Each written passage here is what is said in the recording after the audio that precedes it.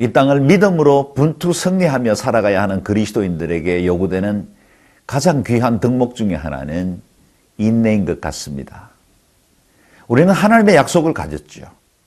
그리고 주님께서 마지막 날에 최후의 승리를 얻게 하실 것이고 모든 피조물들 가운데서 가장 영원롭고 존귀한 존재로 세워주실 것을 우리는 믿음으로 압니다. 그러나 그것이 완성되고 우리에게 성취되기까지는 많은 시간들이 필요합니다. 하나님의 시간과 우리가 계수하는 시간이 다르기 때문에 때로는 지치고 낙담할 때가 많이 있습니다. 그때마다 우리를 견고하게 세워주는 것이 인내이죠.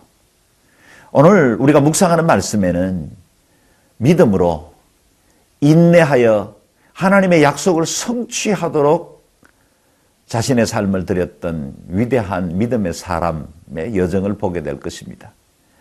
오늘 말씀을 묵상하면서 우리 속에도 하나님의 은혜의 소망을 견고히 붙드는 시간들이 될 수 있기를 바라고 우리 속에 있는 인내의 덕목이 더욱더 견고하게 세워지는 시간들이 될 수 있기를 바랍니다.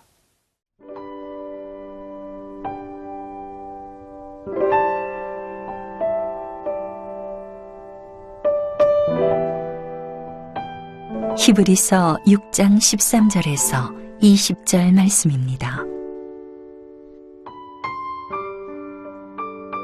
하나님이 아브라함에게 약속하실 때에 가리켜 맹세할 자가 자기보다 더 큰 이가 없으므로 자기를 가리켜 맹세하여 이르시되 내가 반드시 너에게 복주고 복주며 너를 번성하게 하고 번성하게 하리라 하셨더니 그가 이같이 오래 참아 약속을 받았느니라.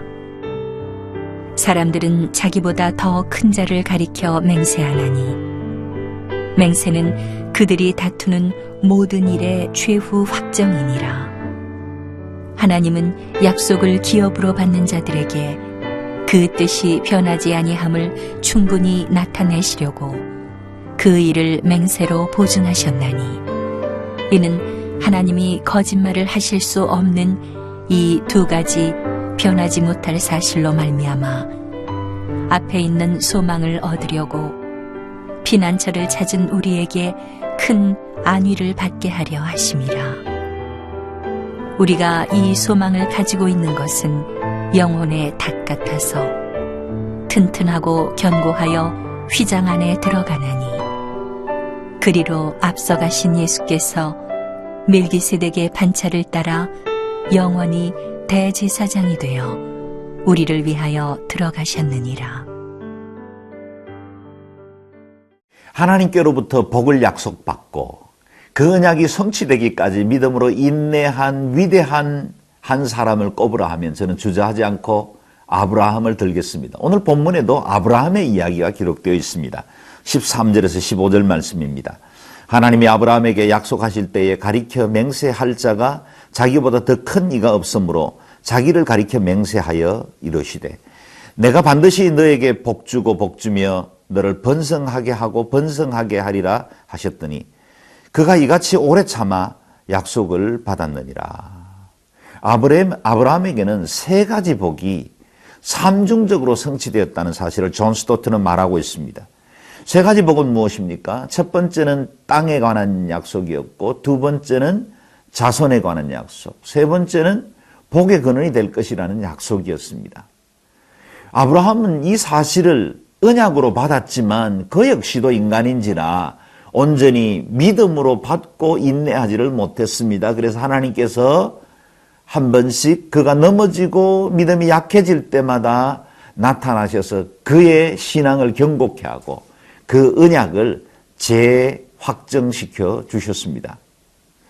그럼에도 불구하고 아브라함은 여러 번의 실패 그리고 하나님의 언약을 거역하는 일들을 행했죠.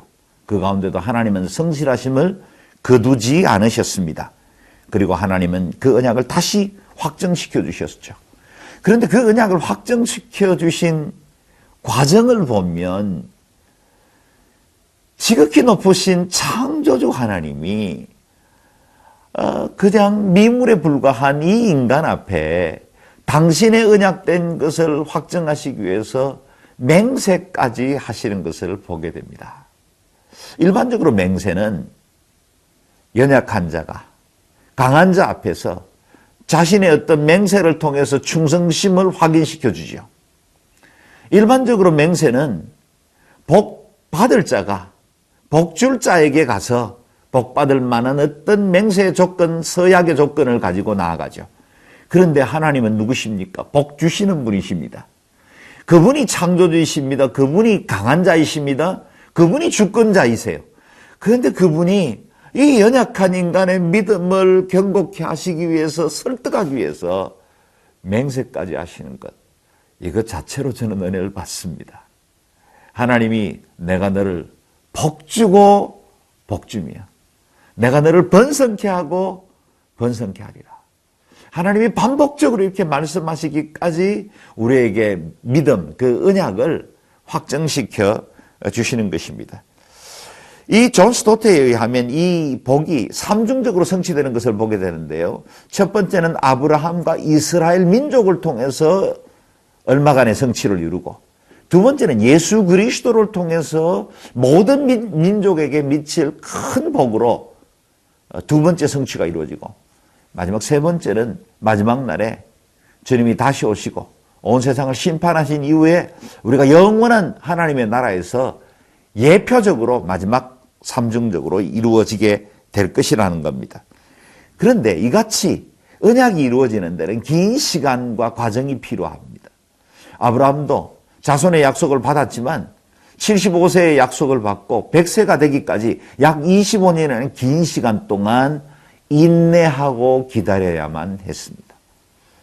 그 인내하는 시간은 믿음이 그를 지탱시켜 줄 수 있었습니다. 여러분, 우리가 하나님의 사람으로 살아간다는 것은 주님께서 우리에게 주신 그 소망을 굳게 붙들고 인내함으로 우리의 모든 환경을 이겨 승리해 나간다는 것을 의미합니다. 하나님은 우리를 영원롭게 하고 존귀케 할 것이라고 약속해 주셨고, 마지막 날에 백보좌에 앉으신 그 주님과 함께 우리도 세상을 다스릴 권세를 주신다고 하셨습니다. 그러나 지금 우리 손에 잡혀 있는 건 아니죠. 지금 이 땅에서는 여전히 실패하고 여전히 세상 사람들과 똑같은 자연의 원리의 지배를 받으면서 힘겹고 어렵게 살아갑니다. 그러나 두려워하지 않을 이유는 우리에게는 언약이 있다는 것입니다. 인내하십시다. 말씀을 붙들고 끝까지 최후의 승리를 얻을 때까지 믿음으로 이겨 승리하는 저와 여러분 되시기를 바랍니다.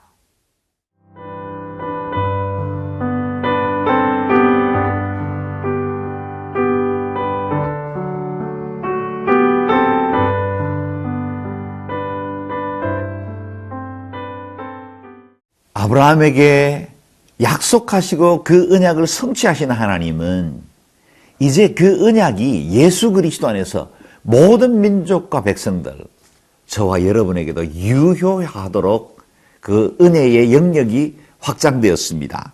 17절, 18절 말씀을 읽겠습니다. 하나님은 약속을 기업으로 받는 자들에게 그 뜻이 변하지 아니함을 충분히 나타내시려고 그 일을 맹세로 보증하셨나니, 이는 하나님이 거짓말을 하실 수 없는 이 두 가지 변하지 못할 사실로 말미암아 앞에 있는 소망을 얻으려고 피난처를 찾은 우리에게 큰 안위를 받게 하려 하심이라. 아멘. 하나님의 약속은 기업을 받는 자들에게 미친다 그랬습니다. 여기 기업을 받는 자 누구를 의미합니까? 저와 여러분을 의미합니다. 우리 모두에게 유효한 약속이 됐죠. 그 약속을 성취하게 하시기 위해서 주님은 우리로 믿음을 갖게 하시고 그 믿음을 확증시키시기 위해서 당신이 맹세까지 하십니다. 예수 그리스도 안에서 우리는 영원한 기업을 약속받았습니다. 그리스도는 세상 끝날까지 너희와 항상 함께 있으리라고 약속하셨습니다. 주님은 우리의 구원의 보증이 되시고 아들이 있는 자에게는 생명이 있고 하나님의 아들이 없는 자에게는 생명이 없다고 말씀하시므로 그 아들을 소유한 모든 자들에게 하나님의 자녀가 되는 권세를 허락해 주신다고 약속하셨습니다. 이것은 신실한 하나님의 말씀이요 변치 않는 주님의 맹세입니다. 그 맹세를 우리가 믿음으로 받을 때 이 말씀들은 우리의 인생에 유효한 계약이 되어지는 것입니다. 하나님은 우리를 포기하지 않습니다. 우리가 사망의 엄침한 골짜기를 통과할 때도 목자 되신 주님은 언제나 우리와 함께 동행하시고 그리고 원수의 목전에서 상을 베푸시고 우리에게 영화와 존귀로 관씌워서 우리 머리에 기름을 부을 때까지 주님은 우리를 끝까지 붙드실 것입니다. 주님께서 이 일을 변하지 않는 하나님의 뜻으로 우리에게 확정시키기를 원하십니다. 그래서 맹세까지 하신 것이죠. 여기 거짓 없는 두 가지 사실이라고 18절에 말하고 있는데요. 그것은 무엇입니까? 그것은 하나님의 약속과 맹세입니다. 하나님의 약속과 맹세는 거짓이 없어요. 하나님은 인생이 아니시기 때문에 시건치 않으십니다. 인자가 아니시기 때문에 후회가 없으십니다. 말씀하신 바는 반드시 이루시는 분이십니다. 하나님은 사람들처럼 거짓 맹세를 하거나 우선 위기를 모면하기 위해서 거짓말로 둘러대는 분은 아니십니다. 하나님 말씀하신 것을 반드시 이루어 가십니다. 우리를 향한 주님의 사랑은 변치 않습니다. 무엇 때문에 힘들어 하십니까? 무엇이 우리의 마음을 어렵게 합니까? 오늘 주님의 언약을 굳게 붙들 수 있기를 바랍니다. 그리고 이 소망이 큰 위로와 피난처가 될 수 있기를 바랍니다. 19절, 20절 말씀을 같이 읽겠습니다. 우리가 이 소망을 가지고 있는 것은 영혼의 닷 같아서 튼튼하고 견고하여 휘장 안에 들어가나니 그리로 앞서가신 예수께서 멜기세덱의 반차를 따라 영원한 대제사장이 되어 우리를 위해 들어가셨느니라. 아멘. 우리에게는 소망이 있어요. 18절에는 앞에 있는 소망이라 그랬고 19절에는 이 소망이라 그랬어요. 저와 여러분에게는 앞에 있는 소망이 있어요. 뒤에 어두운 그림자가 있다 할지라도 두려워하지 마십시오. 빛을 향해 서셔야 합니다. 앞에 있는 소망이 있습니다. 그 소망은 영혼의 닷 같아서 튼튼하고 견고합니다. 우리 주님의 말씀은 온 세상이 다 멸망해도 변치 않습니다. 영혼의 닷입니다. 우리가 거기다가 우리의 심령에 닷을 내려도 괜찮습니다. 그곳에 정박해도 괜찮습니다. 이제는 그분 안에서 쉬셔도 좋습니다. 그분이 나의 피난처가 되시고 우리의 안위자가 되어주십니다. 그분은 휘장 안에 자신의 몸을 찢으시고 십자가로 그 은혜의 보좌를 향해서 나아갔습니다. 그리고 우리는 앞서가신 예수 그리스도 멜기세덱의 반차를 따라가신 그 영원한 대제사장을 따라 은혜의 보좌로 나아갈 수 있습니다. 우리를 초대하시고 품에 안으시고 회복하시고 위로하시는 그 주님을 이 시간에도 만나고 경험하고 하나님의 은혜의 잔에 풍성하게 누리는 저와 여러분 될 수 있기를 바랍니다. 기도하겠습니다. 존귀하신 주님, 우리를 부르시고 은혜의 자리로 초대하시니 감사합니다. 영원하신 주님, 그 대제사장 되신 그 주님의 은혜를 따라 우리도 성소에 나아가 하늘에 신령한 것과 하늘에 그 예비된 풍성한 은혜를 받을 때까지 인내함으로 견고히 서서 하나님의 말씀과 동행하는 저희들이 되게 도와 주옵소서. 예수님 귀하신 이름으로 기도드리옵나이다. 아멘.